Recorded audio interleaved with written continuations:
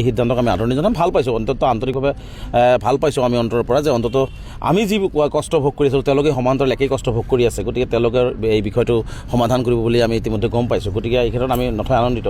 কিন্তু দুৰ্ভাগ্যৰ বিষয় যে মুখ্যমন্ত্ৰী হিমন্ত বিশ্ব শৰ্মা ডাঙৰীয়া যি ধৰণে সাম্প্ৰদায়িক নীতিৰে যি ধৰণে কামবিলাক কৰি আছে, এইটোতহে আমি অলপ আচৰিত হৈছোঁ যে আজি একেই সময়ত অসমৰ একাংশ সংখ্যালঘু সম্প্ৰদায়ৰ মানুহকো অসমলৈ বিশেষকৈ ব্ৰহ্মপুত্ৰ উপত্যকাত কাম কৰিবলৈ লৈ অহা হৈছিল। আজি তেওঁলোকেও কিন্তু ভূমিৰ সমস্যাত ভুগি আছে।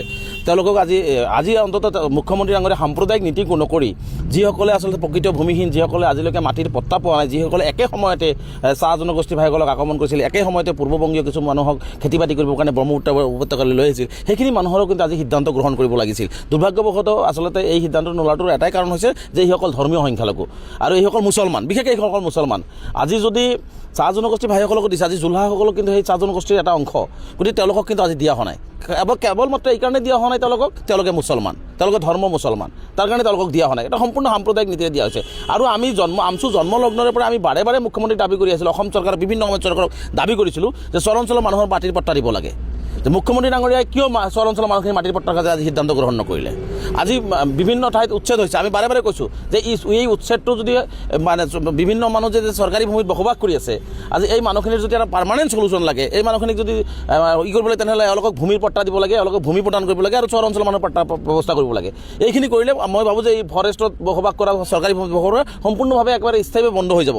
কিন্তু মুখ্যমন্ত্ৰী সেইখিনি কথা গম পায়ো আজি চৰ অঞ্চলৰ মানুহে বিভিন্ন সময়ত দাবী কৰি অহা চৰ অঞ্চলৰ মাটিৰ পট্টা বা আজি বিভিন্ন চৰকাৰ গৰাখহনীয়া পীড়িত হৈ গোষ্ঠীগত সংঘৰ্ষত গৃহহীন হৈ চৰকাৰী ভূমিত বসবাস কৰা সেই মানুহখিনিক মাটিৰ পট্টা দিয়াৰ কাৰণে আমি দাবী উত্থাপন কৰাৰ পিছতো মুখ্যমন্ত্ৰীয়ে এইটো নকৰিলে। আৰু সম্পূৰ্ণ সাম্প্ৰদায়িক নীতি লৈ মুখ্যমন্ত্ৰী ডাঙৰীয়ে কেৱল মাত্ৰ সাম্প্ৰদায়িক নীতি লৈ ধৰ্মীয় মেৰুকৰণ কৰি আৰু মুছলমানসকলক অসমৰ মানচিত্ৰৰ পৰা নিক্ষেপ কৰিবৰ কাৰণে তাৰমানে মুখ্যমন্ত্ৰী এনেকুৱা ধৰণৰ সিদ্ধান্তবিলাক লয়। গতিকে মই মুখ্যমন্ত্ৰী ডাঙৰীয়াক বিশেষ আহ্বান জনাইছোঁ যে আপুনি চাহ জনগোষ্ঠীক যি ধৰণে আপুনি সিদ্ধান্ত লৈছে, অনুৰূপ ধৰণে চৰ অঞ্চলৰ মানুহৰ মাটিৰ পট্টাৰ ব্যৱস্থা গ্ৰহণ কৰিব লাগে।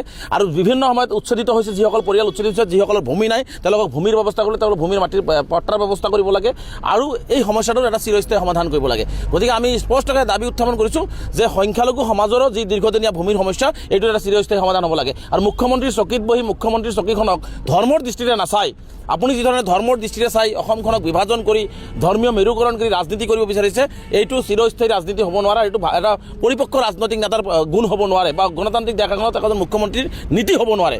গতিকে মুখ্যমন্ত্ৰীৰ এটা নীতি হোৱা উচিত যে মুখ্যমন্ত্ৰীয়ে সকলোকে সমমৰ্যাদা, সমবিকাশ আৰু সম অধিকাৰ দিয়া উচিত। বিজেপিৰ যিটো শ্লোগান সবকে সাথ সবকে বিশ্বাস, এই যিটো শ্লোগান আছিলে, সেই শ্লোগান আজি ক'ত গ'ল? মুখ্যমন্ত্ৰীৰ সেই শ্লোগান ক'ত? আৰু এইসকল ভাৰতীয় নাগৰিক মুছলমান হোৱাৰ কাৰণে তেওঁলোকে ভূমিৰ পট্টা নাপাব নেকি? মুখ্যমন্ত্ৰীক মই প্ৰশ্ন কৰিছোঁ। যদি আজি বিভিন্নজনক মাটিৰ পট্টা দি আছে, বসুন্ধৰা 1, 2, 3, 4 আহিল, আজিলৈকে মুছলমান মানুহে মাটিৰ পট্টা বসুন্ধৰা 2ত এপ্লাই কৰি মাটিৰ নাপালে কিয়? এওঁলোকে কিয় অপৰাধ কৰিছে? এওঁলোকে অসমৰ ভাৰতীয় নাগৰিক নহয় নেকি? অসমৰ অসমীয়া নহয় নেকি?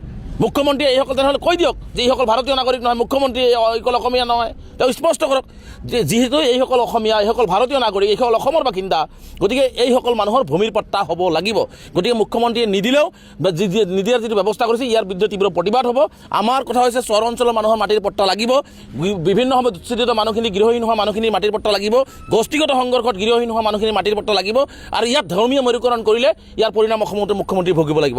গতিকে মই মুখ্যমন্ত্ৰী ডাঙৰীয়াক পুনৰবাৰ কৈছোঁ যে মুখ্যমন্ত্ৰীৰ চকীখনক ধৰ্মীয় দৃষ্টিৰে বিবেচনা নকৰি এজন অভিভাৱকৰ দৃষ্টিৰে বিবেচনা কৰি সকলো জাতি জনগোষ্ঠীক সম উন্নয়ন, সমমৰ্যাদা আৰু সমবিকাশ দিয়াৰ ব্যৱস্থা গ্ৰহণ কৰক। অন্যথাই ইতিহাসৰ পাতত আপুনি এজন যে সাম্প্ৰদায়িক, আপুনি এজন হিটলাৰী, আপুনি যে ধৰ্মীয় মেৰুকৰণ কৰি কেৱল মাত্ৰ মুখ্যমন্ত্ৰীক আদি সুৰক্ষিত কৰি ৰাখিবৰ কাৰণে ৰাজনীতি কৰি আছে, এইটো কিন্তু ইতিহাস